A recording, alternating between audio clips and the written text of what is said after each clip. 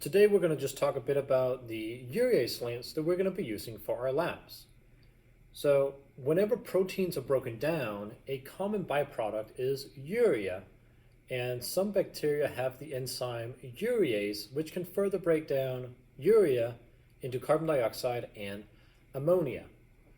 So the way that our tube is set up is that it has a bit of urea in it, and it also has the pH indicator phenol red.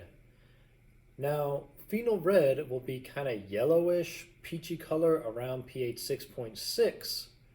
It will then have varying degrees of red as it increases in pH up towards pH 8, where at pH 8 it will be more of a pinkish purple color.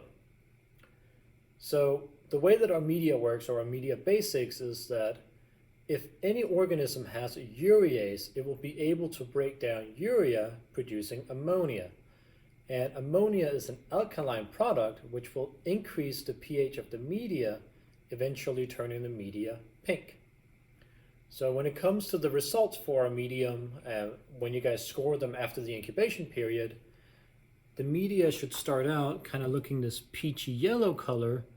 And when you guys come back, or if it stays this peachy yellow color, that would be a negative result for urease activity. But if you guys come back after incubation and it turns this kind of pinkish purple color, that is going to be a positive result for urease activity.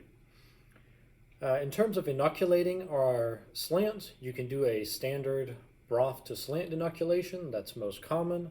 But if you have your sample on a slant or a plate, you can use that as well.